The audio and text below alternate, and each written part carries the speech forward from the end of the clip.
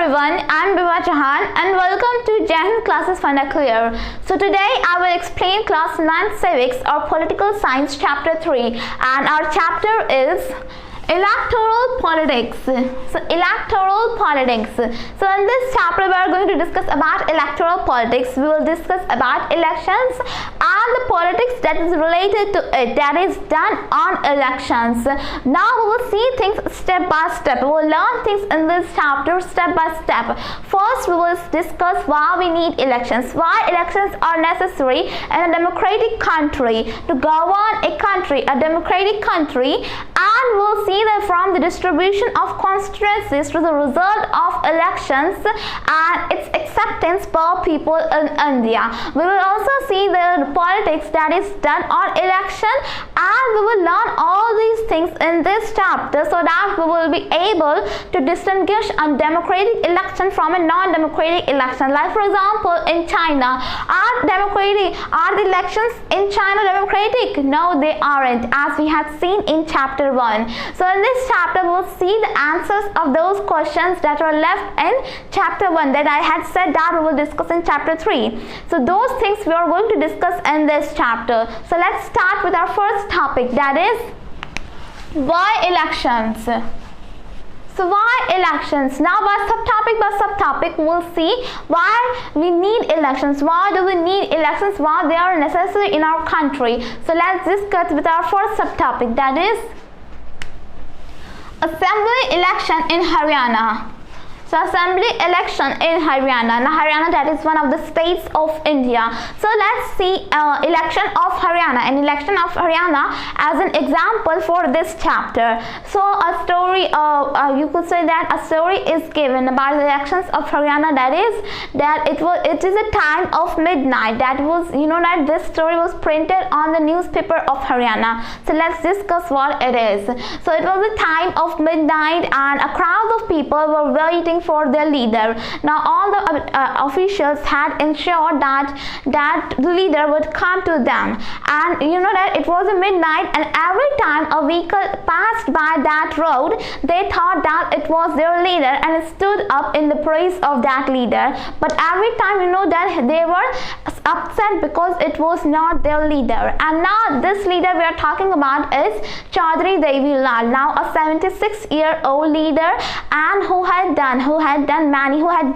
given many speeches on that particular single day. So that for elections, many speeches, many people were waiting because it was a time of election. Now it was a time of election of 1987 in Haryana. Now during that time the party that was ruling on Haryana, it was Indian National Congress, and the most powerful opposition party was a party that was formed by this leader, by Chaudhry Devilal, and that party came to be known as Lokdal. Now Lokdal had started a movement that was known as Nyay Yudh, the struggle. That Nyay in Hindi means justice and Yudh means a battle or struggle. So a just struggle for justice that was led by this party. Now this party at the time of election had promised the people of Haryana that all the debts of farmers will be erased, their properties will be given to them. And because of that promise, that in the election of 1887 of Haryana, the Lokdal party won with a good majority. Now out of 90 seats that are presented for election in Haryana, 76 were won by Lokdal party and its allies.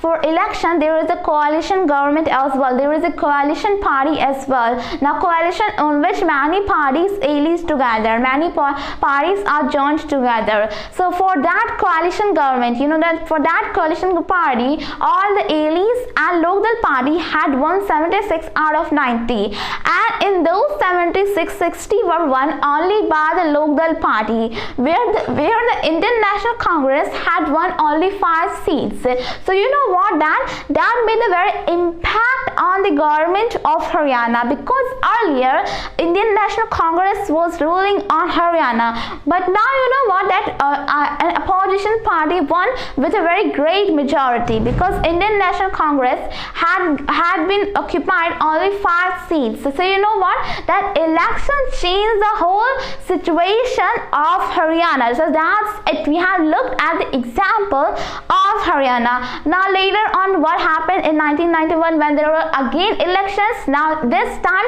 Indian National Congress again came into the ruling party as of Haryana. So you know what, that elections can make a government of any party, as well as that depress a government of any party. So that's the talk of our elections. Now our next subtopic is, why do we need elections?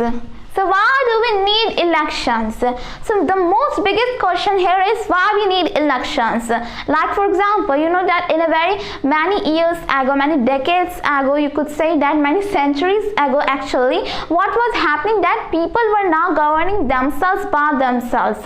Like you could see the history of Rome, or you could say Greece. So there what happened was that people were governing themselves by enacting laws by themselves. Now in India, in any country now today, we cannot that all the people cannot govern themselves by themselves. Like for example, could you think, can you imagine that all the people are sitting together, all the population of India is sitting together, and now they are debating on a particular law. So that would take more than a year. So that is not possible, and that's why we need to representatives. We need to represent ourselves by choosing representatives. And now that's why we need elections. Is there any other way to choose any people? Well, there could be on the basis of education, on the basis of experience, on the basis of age, on the basis of area, but that we will not call as a democracy, because in a democracy every person is that representative in the government, and that's why we see election as the best way to choose our representatives. Now that's why we need elections. We need elections so that the representatives would make good laws for them, and the government will be chosen by the people of its country, because all people cannot come together and make laws, because they don't have that much knowledge, they don't have that much time. Could you think that all the people can come to make laws, just to make laws, and they would have their time? Now they are doing their own business, and that's why elections are done, to choose their representatives. That's the most important. And also we need elections in a democratic way, and what that would be, we'll discuss later in this chapter. So now let's discuss with our next subtopic, that is, what makes an election democratic? So what makes an election democratic? Now elections can be held in different ways, and you know what, that all democratic countries, elections are held, but also non-democratic countries also hold various types of election. Now how can we distinguish a democratic election from a non-democratic election? Now the answer of this question we had discussed briefly in chapter 1. Now we have seen different ways which we can, with some different examples from which we can distinguish a democratic election from a non-democratic election. Like we have seen the example of China, we have seen the example of Zimbabwe, and we have seen different examples.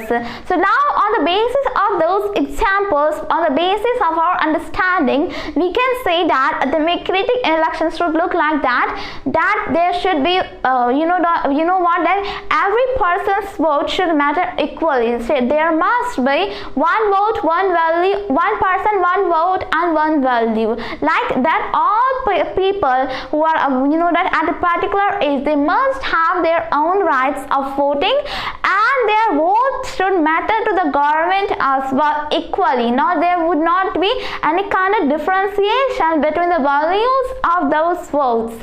Now next is that every person must have right to stand in elections as well. It is not that just there must be one party rule, like that happened in China. That happens in China. You know what, that every person has to take the form of Communist Party of China, and then only they can stand in the election. But every person should have right, every party must have, every candidate must have right to stand in the vote, to stand in the elections, and there should be a kind of fair, that fair competition of elections. Now there should be some real choices to the people, and those choices should be held, that consequently they should be held non-stop. Like for example, it is not that elections are held now and they would held like 100 years ago, or hell no. So that should not happen in a country, in a democratic country, in a democratic election. Like for example, if a government has been made, now that government must give real choices, some real choices, and those some real choices must be made in every, that in a particular, some pattern. That in India elections are held, the Lok Sabha elections are held in every 5 years, so that will be continued no matter what happens. So that should be provision, that should be made a provision in every democratic election. And that there should be a fair competition among the people, there should be fair competition where people would vote to those candidates as they really wish. There should not be any kind of afraid, that there should not be any kind of fear to the people, so that they would not vote those person who they really want to. So that are the situation criteria of a democratic election, that we had discussed some points, and we had also seen examples in our chapter 1. So that is, we have seen a democratic election. Now you can distinguish a democratic election from a non-democratic election. So can you see some examples? Can you say that India is a democratic election, and in India's elections are held in a democratic way? That we will discuss later, and the whole chapter is about that we will discuss. Now our next subtopic is it good to have a political competition? A very beautiful sentence. Is it good to have a political competition? Now from studying, from studying this chapter till now, what we have seen that elections are just about a political competition. All parties are negotiating with each other and are kind of all politics. Now, a question might raise in your minds that is it good to have a political competition? Well, clearly a political competition has many demerits. What are those demerits? Let's discuss. Now, in a political competition, what really happens in the ground reality is that all the political parties in small issues, in big issues, will blame each other. Like for example, if a ruling party has done, then opposition would raise questions, and if opposition has done, the ruling party would chase questions, that would ask questions and blame the opposition party. So in a political competition, what happens is that usually all political parties blame each other, allegate each other, and they make allegations on each other as well. So that is a kind of criteria of a political competition. And also in a political competition, the most worst thing is that corruption.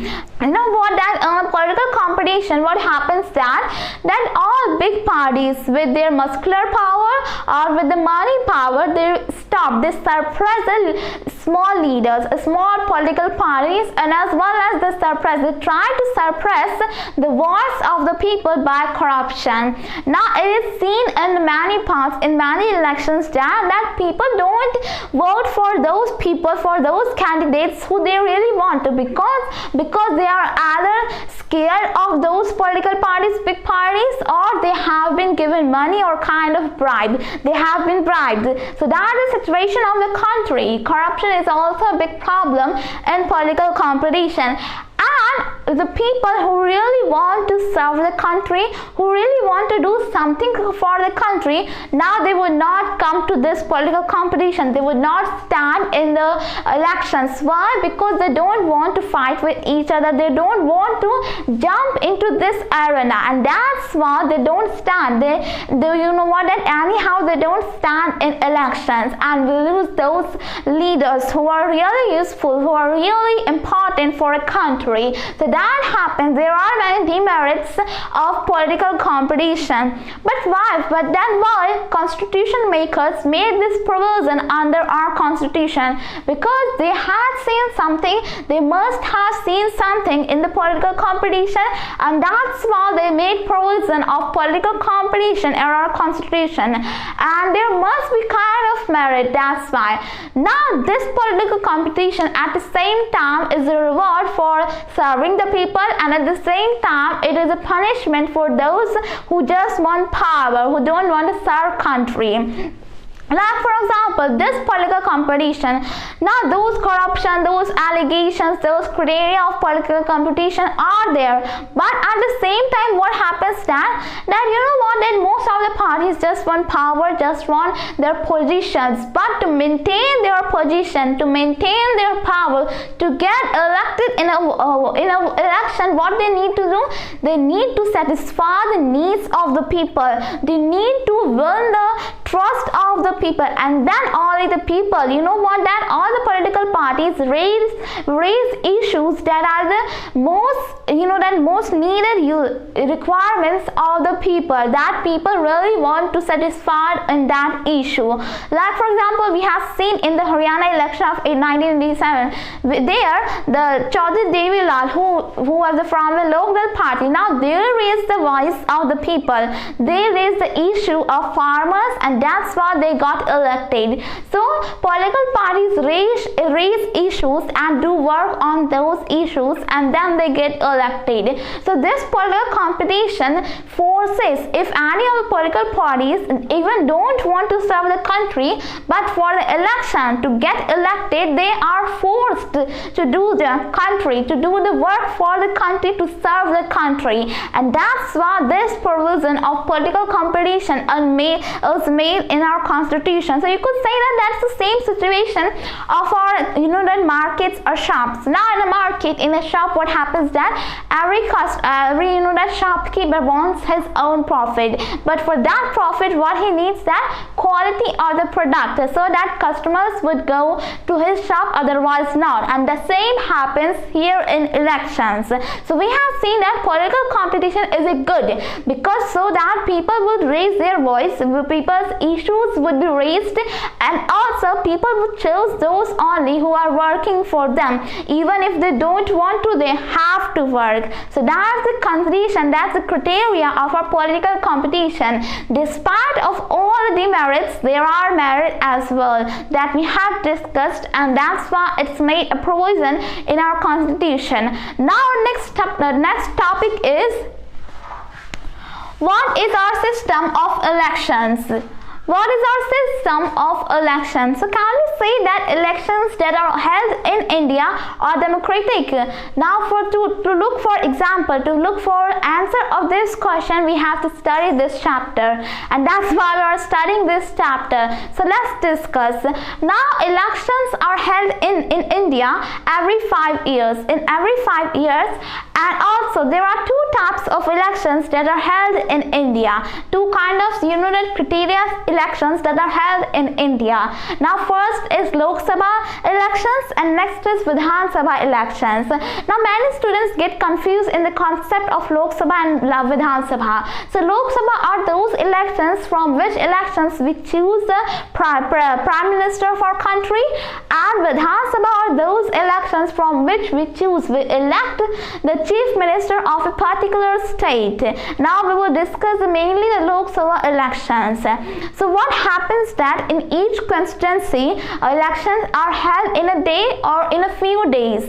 So that would be called a general election, where all elections are held within a month, or because all the elections cannot be held in a particular day. Like for example, the elections of 2019, so they were held absolute of 1 month. So that is the criteria of elections. So you could say that is a general election that are held in India. Now many a times what happened is that many times some people, some leaders, some political leaders, a kind of chief minister or a leader of a particular constituency resign or can make a vacancy by his death. So to fulfill that vacancy, that is due to the resignation or the death of that leader, what happens that the elections are held particularly in that constituency, and that election is called as a by-election. So in a by-election what happened is that not all elections are held, but at a particular place, at a particular constituency, it is held due to some reasons. Now constituency, what is constituency? Let's discuss. So now our next subtopic is electoral constituencies.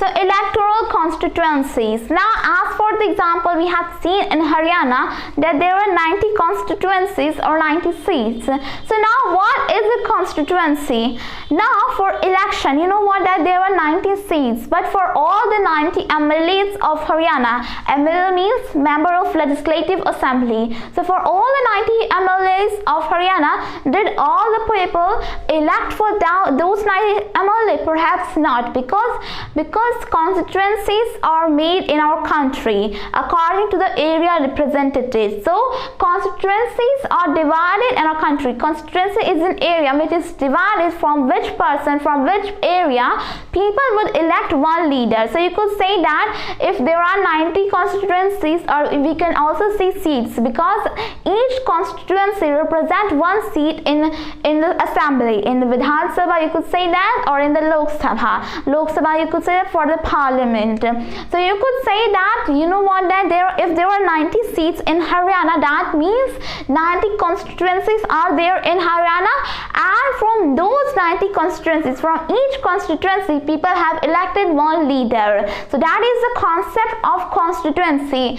Now constitution makers also saw that in some areas of India there is very large population, and in some areas there is very less population. So we have seen that for a democratic election, what is the most important thing, that every person should have one vote, and that one would have equal value, and for that we need a roughly equal population in all constituencies. Like for example, the population of Andaman and Nicobar Island and the population of Uttar Pradesh, that is so much gap difference, and that's why Uttar Pradesh is divided into the most constituencies. You could say that in India, Uttar Pradesh is a state with most number of population, with most population, and that's why there is most number of constituencies as well. 80 constituencies. There are 80 constituencies in Uttar Pradesh.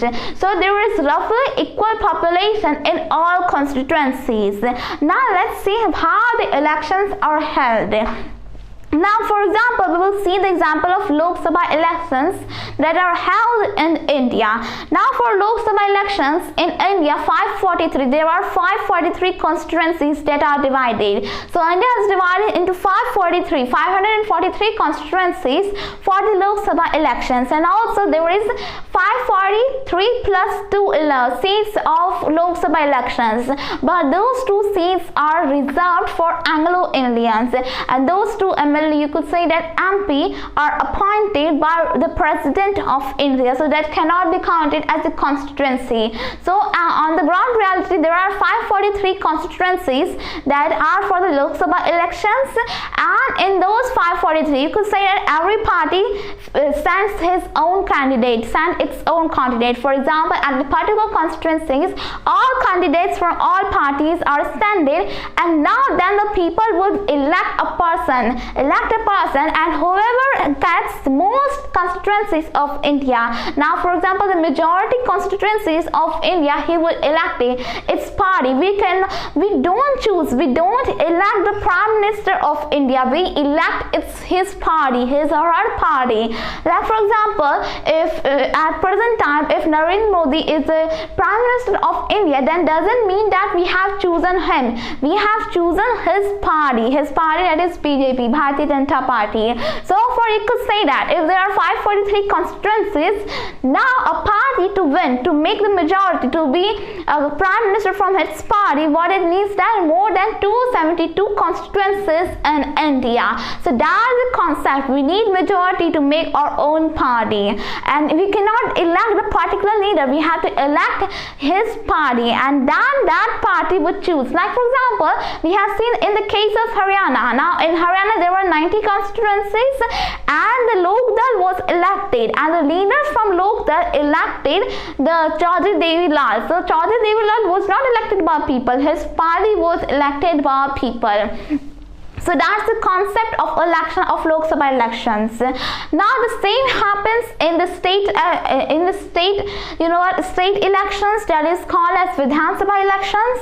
And in Vidhan Sabha elections also, each state is divided into constituencies. Like as I've said that Haryana is divided into 90 constituencies, and as well as there are many states. So at each state there is constituency that is not for the Lok Sabha election, that is for the particular state. And now what happens that in each state elections are held, and whoever gets the most constituency in a particular state, it would be his majority, and then the chief minister would be elected. So now as the elections of Uttar Pradesh are coming, so you could say that the same process would be held in Uttar Pradesh for elections. So that is the concept of electoral constituencies and how the elections are held. And now the same process is for the third tier government, the municipalities, the panchayat, the gram sabhas, and you could say all the third tier government, the same happens.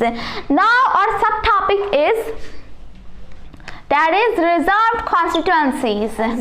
So reserved constituencies. Now when the constitution makers were making the provisions of constitution, what they clearly saw that those weaker bodies, those weaker sections of the society would not stand a chance in the elections, and that's why reservations are made in the elections. Now some seats are reserved only for the weaker bodies. Like for example, the data according to the database of 2019, in the Lok Sabha elections, 84 seats are reserved for the scheduled tribes, for the scheduled castes, and 47 seats are reserved for the scheduled tribes, or you could say ST. So for SC, STs, reserved seats. There are reserved seats in our constituencies, in our elections. And why they are so? Because we have to represent every significant section of our country, of our population,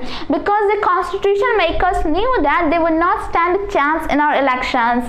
They knew that all those influential parties, resourceful parties would take chance from those SCs and STs, would make them, that because they are more powerful, they would not let them make an election, they would not let them make the government of those SCs and STs, and that's why reservations are made for the weaker sections of our community, of our population.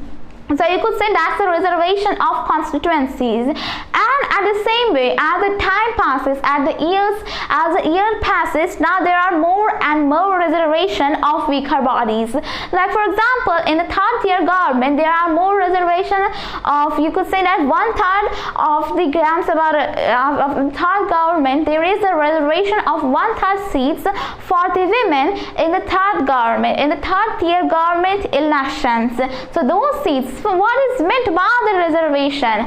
Now reservation of those seats means that from those constituencies, only those people of that particular community, if it is reserved for a scheduled caste, that means from that particular constituency, only those people who are particularly scheduled caste would stand for the election, and people would elect only those candidates who are a scheduled caste, who belong to scheduled caste or scheduled tribes, from whichever it is reserved. So from that particular constituency, no other upper caste, no other religion, no other can stand for the election. That is meant by the reservation of elections, and that is particularly done in India. Now our next subtopic is voters list. Voters list. Now in an election, what is the most important? That is the people, the choices of people, the list of names of people who are going to give their votes, who are going to elect their representatives. As in India, there is that we have seen the concept of universal adult franchise. That means every person should have one vote and every one vote have one value. So what that means in India, let's discuss. Now in India, as per based on universal adult franchise, every person who is above 18 years age will have the right to vote. So every person, why it is 18? Because it is seen that when you're 18, when you're above 18, then you become more matured, and that's why you could say that children are not given the right to vote. Only after they become 18, after 18 they can have right to vote. And now there is a concept of voters list. Now in every region, what happens that in every constituency a voters list is prepared. Voters list, or it is officially known as the electoral roll. Now in that electoral roll, what is that? All the names of people who are going to give election, who are going to vote for their representatives, their names are written on that voters list. So all those people who have their identity as a voter, their names would be written on that electoral roll, and that is also commonly known as voters list. Now that voter list is always upgraded. Now that voter list is not made on the day of election. It is generally made a month before or many months before the election, and then it will be given, then it will be presented. Do you know what? That in a country, in our country, voters list has to be upgraded. Like for example, if we could take that in the next election, what happens that many other people would attain their age of voting, so their names would be added in the voters list of that area, of that constituency. Or the names of those people will be deleted who are dead, who have died into those 5 years, or if any person has migrated from one place to another place, from one constituency to another constituency of India, then his name would be erased from this constituency from which he has migrated, but where he has gone from in that constituency, his name would be added. So that's the concept voters list, and it has to be upgraded. You know what? In every 5 years it has to be upgraded, because many names will be added and many names will be deleted. That's the concept of voter list. And also for voting, we need to give some identity card and many new ways. You know what? That many new modes of elections are coming as the time passes.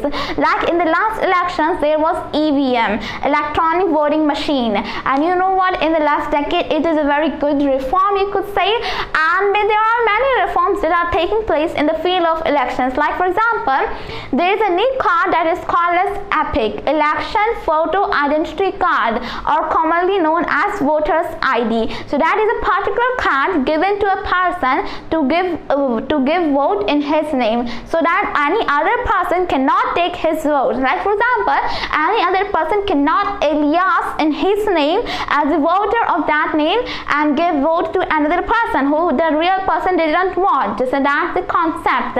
And also, in case of, you know what, that epics are given to those voters, but also it is not necessary that you have to take that particular card. You could also give, you know what, driving license, any identity card, any identification card. You could give driving license or Aadhaar card or any kind of identification. So that's it. We have seen the voters list.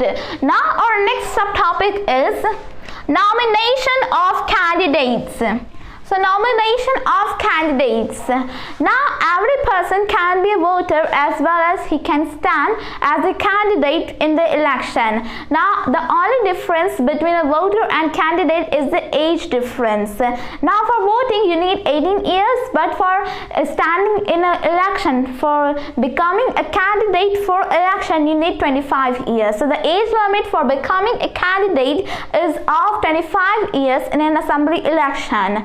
Now what happens in the nomination nomination of candidates, you must have a kind of symbol. If you are standing from a party, if you are standing on behalf of a party, you must have its nomination paper, so that it can be proved that you are standing in election, you are becoming a candidate from that constituency on behalf of that particular party, which showing your nomination paper that must be given by the political party, that nomination paper. And after that, you have, for security reasons, the election commission, the election party, you know what, the election commission would ask for a little amount of money for becoming a candidate, and that is for the security purposes. So that for becoming a candidate, you must have your own symbol or from any other party, or you can also become an individual candidate for a particular constituency. But for that, you need a symbol and you need a nomination paper as well, and you have to fill a candidate form that is for a particular constituency, from which you can show that you wanna stand in the election from that particular constituency. And to that, for doing so, you need to fill a candidate form, and after that, for security purposes, you have to give security amount, so that you would become a candidate. Now you have become candidate, you have also your premises, you have also your permissions. But after that, according to the provisions that are made by the Supreme Court, that are recently made by the Supreme Court, for becoming a candidate, you have to give a legal declaration. You have to make a legal declaration showing that if any kind, you have to show your in a legal declaration. In a legal declaration, you have to show your liabilities, all the cases of liabilities on you, or either on you or your family, and you have to show any kind of pending cases, false, serious cases, you know what are serious crimes, if are any imposed on you. And also you have to show your education qualifications. Well, for becoming a candidate, you don't need any kind of fixed educational qualifications, but you have to show in the legal declaration that you have studied till that area, till that position, or you have to show your education qualifications. But there is no limitation, there is no a kind of fixed educational qualifications for becoming a candidate. And why it is so? Now you might have been thinking that for even the smallest job, you need a kind of fixed qualifications of education. Like for example, if you want to become a kind of teacher, if you want to become a doctor, you need some qualifications related to educational qualifications. But why for becoming a candidate, you don't need any kind of educational qualifications? Well, in many cases, in many fields of our daily life, we don't need any kind of education. We need smartness, we need concerns about people. Like for example, if you look at the cricket or any kind of sports, there you don't have to be a BA, you know that BA passed, or any kind of graduation or any kind of educational qualifications. In cricket, what you need most is that you must know how to play cricket well. So that's the most important thing in cricket, and that same happens in elections. In elections, candidates must know the concerns of the people, must know to do work for the concerns of people, for the issues of people, and that's why there isn't any kind of fixed qualification of a candidate like BA, because if we fix some education qualification, more than 90% of our candidates would be ineligible. If we fix the qualifications of BA, BSc or these degrees, then more than 90% of our candidates would become ineligible. So you could say that in India, in elections, most candidates are not that qualified educationalists. Now our next subtopic is election campaign. Election campaign. So you know what, that when elections are coming, what is the most important thing? Now all the political parties, their leaders, their supporters, what they do then? They take their election campaigns. Well, usually election campaign is a 2-week, long campaign from the date of declaration of election to the date of polling. So from 2 weeks you could say, and usually that campaign is 2 weeks, but the preparations is a month ago, is already a month ago from the elections. You know what, that that in the atmosphere, in the election, the atmosphere is a very kind of hot, you could say, because all the parties are taking their election campaigns from that constituency, might have been saying, you know what, that when there is coming election, when the elections are coming, even in the media, even the news, even in the TV news, in channels, what you see that the atmosphere is hot for the elections. Different kind of debates, different kind of news are shown for the elections, and that make an impact on the viewers' mind, you could say, on the electors' mind, you could say. So you know what, that there is election campaign, and every party has its own election campaign from different constituencies. Each candidate from each constituency make its own election campaign. You know what, that many slogans are also famous in the election campaigns that are led by different political parties or different political leaders, you could say. Now let us discuss some famous slogans given by different political parties in different elections.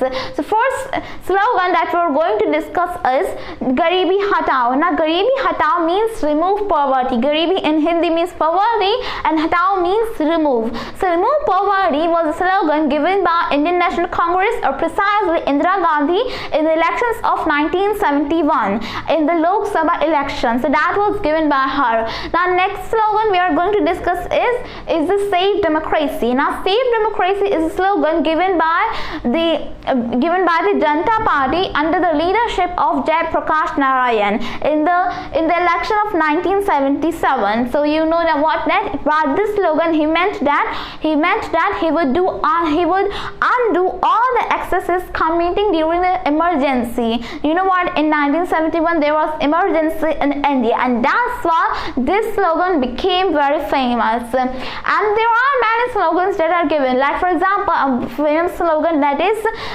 land of the tiller, given by the left front in the elections, in the assembly elections. Now there are, like for example, save the Telugus is for the save the dignity of Telugus was given by T.N. Rama Rao, and for the elections for the Telugu Desam, he was from the Telugu Desam party, and for the assembly elections of 1983 he gave this slogan. So there are many slogans that are given. We cannot discuss all the slogans in just one video, so that is the limitation, you could say. So that is, we have discussed about the election campaign. Now for election campaign there are limitations as well on election campaign, so that every party will stand a fair competition. So according to the election law in our India, in our country, there are some rules for election, you could say election campaigns, and those are that no party can spend more than 25 lakh rupees in Lok Sabha elections and 10 lakh rupees in assembly elections in a particular constituency. So for each constituency the limitation of spending money is 25 lakh rupees for Lok Sabha elections and 10 lakh rupees for assembly elections, that are, you know what, that local elections are for the chief minister. Now next is that no person can make, you know what, that there is a code of conduct, and according to that every party has agreed on it, and there are many limitations, like no person can appeal the people of India, the voters of India, in the name of any religion, in the name of any caste, or in the name of any kind of differentiation among people.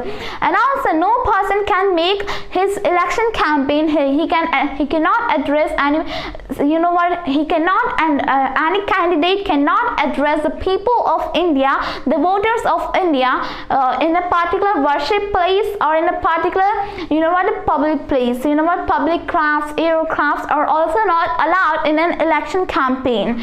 And also no candidate can threaten or bribe the voters of India. That is seen in the most parts of India. That was seen, not is seen. So that is, there are many limitations on the election campaign as well, because there are rules that have to be considered so that people would have fair election competition. Now our next subtopic is Polling and counting of votes. Polling and counting of votes. Now we have seen the structure of the election. We have seen that how the elections, we have seen that from the declaration, from the distribution of constituencies, declaration of constituencies, declaration of elections. Now the last thing in election, what it is a polling and counting of our elections. Now polling is also known as vote casting, you could say. So when voters cast their votes or poll their votes, you could both use instead of each word. So what happens when the day of election, where every person has to take his own voter ID or any kind of identification card and to vote for each constituency. From each constituency, you have to go your nearby polling booth to cast your vote, and in that polling booth, what would you see that first the official would ask for your identification card, and then he would give a mark. He would give a mark of stamp on your finger, and then only you can go inside, and there you would give your vote to any particular candidate. And from each party's candidate, there is an agent to see if there is fair competition, if there is fair election, if there is fair, that if there is any misdoing, then he would report. So every agent from every party is allowed there. And after that, when all the elections are okay, when all the elections are done, that a recent system of election that is introduced, that is devised, is of EVM.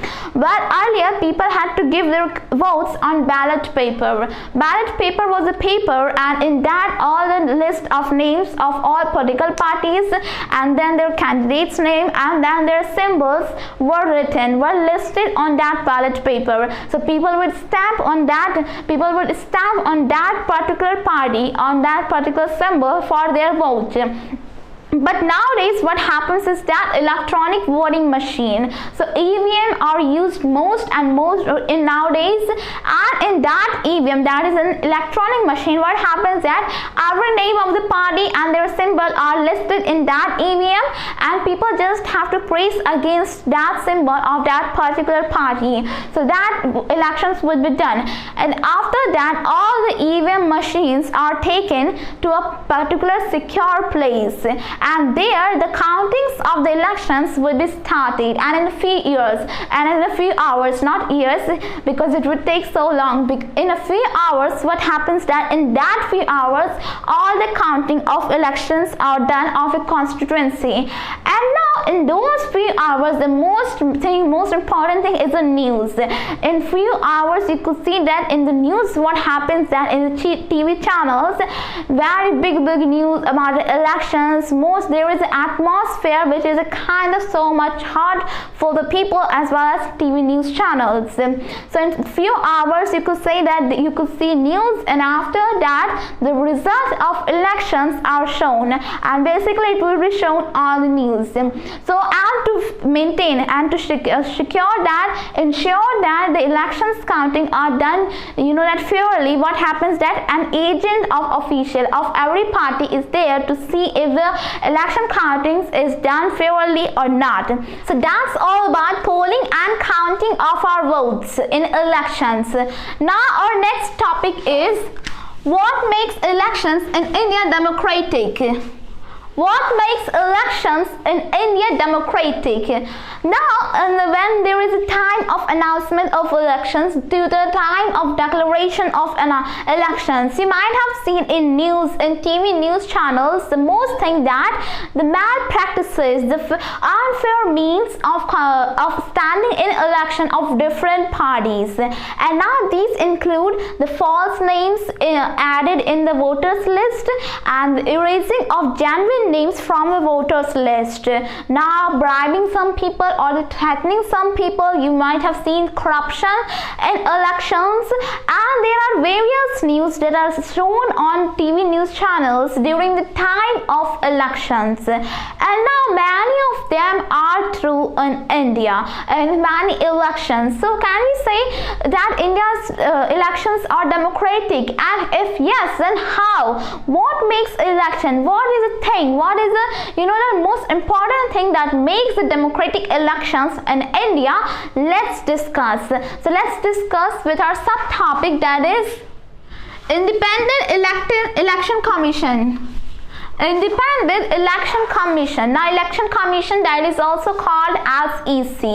Now, the most important thing to know if India's elections are democratic or not is to who conducts those elections. Now, the body that conducts those elections, are they responsible to the government or are they independent? Well, that body is called as Election Commission. Now, Election Commission or EC is a body which conducts the election in our country, and also from announcement to the declaration of elections, everything is under the supervision of our Election Commission. And also this Election Commission is also independent, just like it also it also enjoys many rules, many laws, many that freedom, just like our judiciary does. Like, for example, this Election Commission is not responsible to any government, to any ruling party or opposition party. Well, the chief of this Election Commission is appointed by the President of India.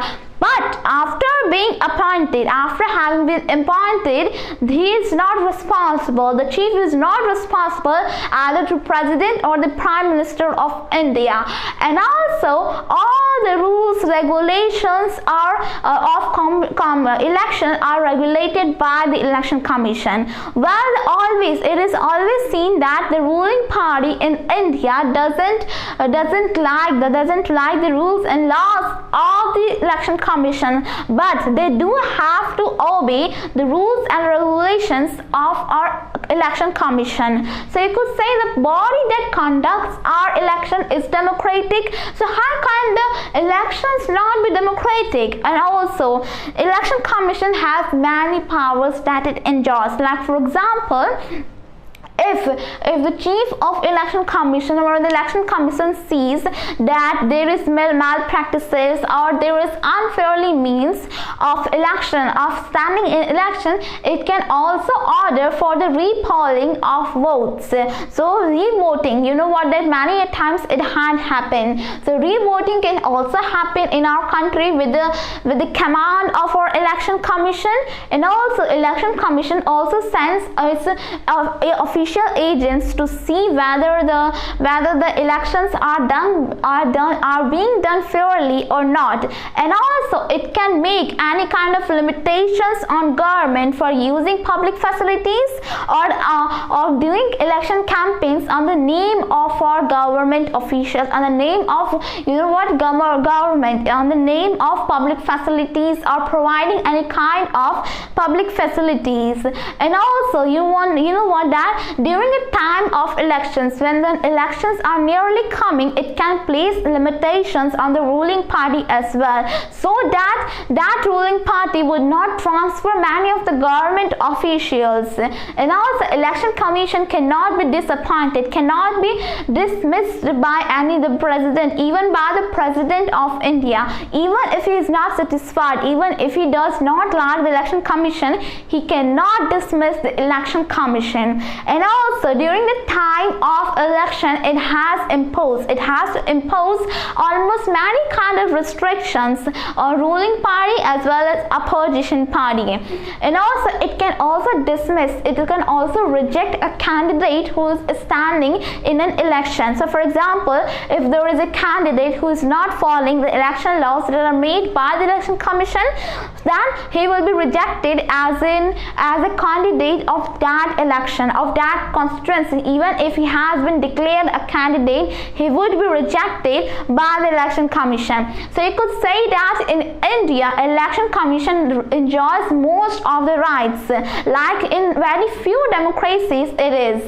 Like in many few democracies that are established, only a few of them have these much. Only a few of them have given these much rights, these much power to its Election Commission. So if the Election Commission is democratic, if the Election Commission is so powerful, then how can the elections not be democratic?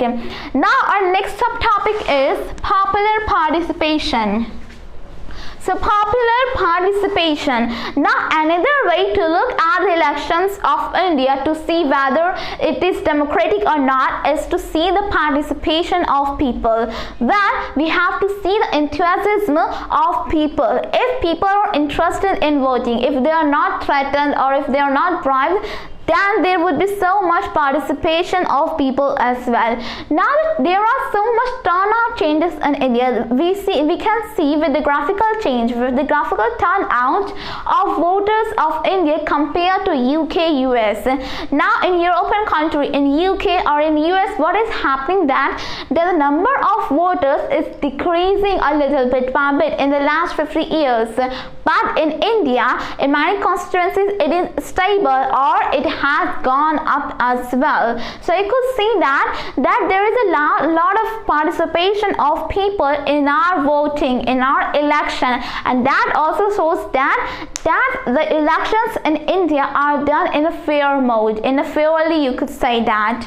And also compared to the other European countries or USA, what happens in India that there is a lot of participation of the lower castes of our India, of minorities of India, compared to those rich privileged classes of India. So you could say that participation of those lower castes, those minorities, those you could say that uneducated people or those people who are not that much privileged is so much than compared to those privileged classes. So that's also benefit in India.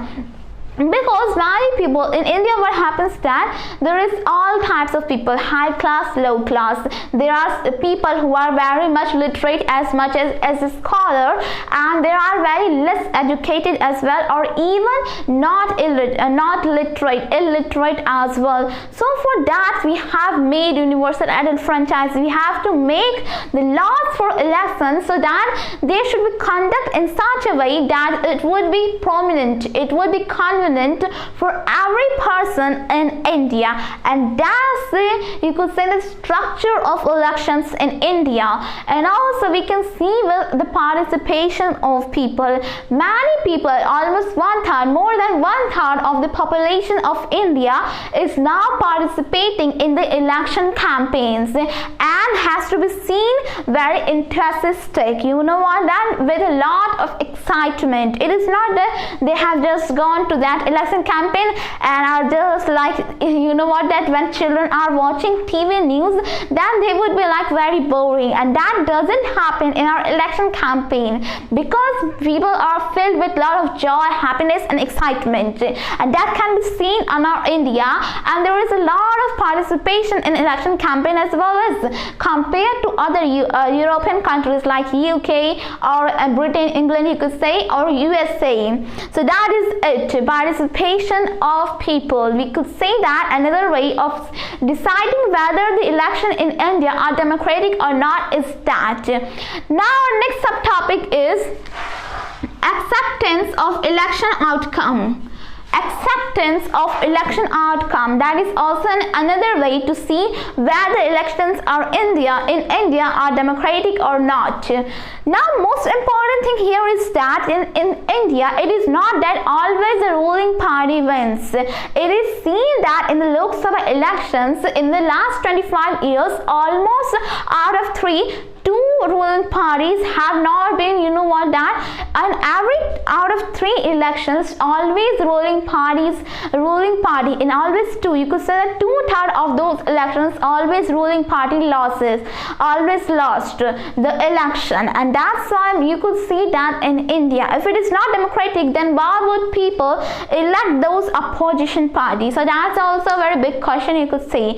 So you could say that in India, it is not that always ruling party comes to be elected in our Lok Sabha elections. It is always, you know what, in the case of Haryana, we have seen that Indian National Congress was ruling on that constituencies on that Haryana. But after that, the Lokdal party came, and even after that, it was a ruling party. It became the ruling party, but again it became it was replaced by another party. Again, that come Indian National Congress. So that's it. And in USA, what happens that if it is an incompetent and sitting MLA, sitting, that elected leader of a constituency for many years, for 10, 20 years, he would not be replaced by any other person. But in India, in every elections, all MLAs are replaced. So that's the democratic, side of our elections. That is also, and in India, there is acceptance of voting, election outcome as well. If a party has won the elections, then the defeated party would call that election as a people's verdict, because it is represented by the people of India, by the citizens of India, and that's why there must be acceptance of our outcomes as well. Because in India, elections are held in a democratic way as well. Now, our next and last subtopic of this chapter is challenge to free and fair elections. So, challenge to free and fair elections. Now we have seen that there is democratic elections in India, free and fair elections, but in India. But can we ask more? If we ask more briefly question, then that would be called a democratic election. Let's discuss. So we have seen that every person has right to vote, but are their preferences made on equal basis? Do all people know what they are voting, whom they are voting? For example, if there is a very much educated person, then he knows what he is going to do, which person he should vote to, give to. But if it is illiterate person, then would he know whom to vote? He would just vote. He would just raise his vote, because because his equal basis, he doesn't have any kind of equal basis understanding of those political parties, because he is illiterate. So that's it. There is not any kind of equal information to people. Their choices are not made on an equal basis, and these include, if we ask briefly questions about the fair competition in our election, these include also many kind of questions, many kind of things, like candidates who have some criminal support, criminal power support may not win the elections of India, but they do enjoy many rights against smaller parties or independent candidates. And in India, in smaller parties and the independent candidates are very disadvantageable. They are suffering a lot, you could say that. And also in India, there is a kind of, that from a person, from a family, many family members have ticket to become a candidate. Ticket is a form that is given by a particular party to a candidate to become a candidate, to a person to become a candidate. So you must have a ticket. So many parties, big families have been related to political parties, and that's why those political parties, without seeing the quality of candidate, they are just giving their ticket to those people. And that is not good for the future of our country, you could say that. And there are many things that you might have been thinking.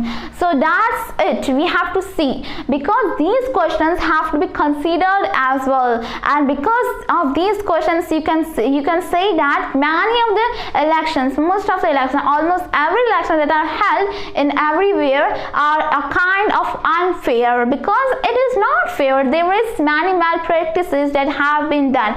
But still, there is a question that you can ask yourself: can a political party with a criminal support, without the support of people, without the support of people who are going to vote them, can become a ruling party? No, they can't, because without people, no matter how much they power have, they have to win the trust of the people. So now we have discussed all about the chapter. We have seen about the elections and election voting rights that are given to people, but there is still a point to be remembered, that is that those persons who are kind of very serial criminals, you could say a very psycho person or a very serious criminal, those persons are kind of disability of their mind disability, you could say that don't have right to vote, because that would be the wastage of vote that is considered to be.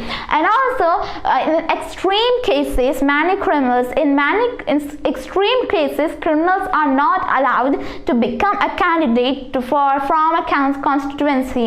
So that's it. We have discussed our chapter. We have seen the electoral politics and all the politics related to elections. Now from this chapter there are many questions that may raise in your mind, and those answers of those questions will be discussed in our next classes, in your higher classes.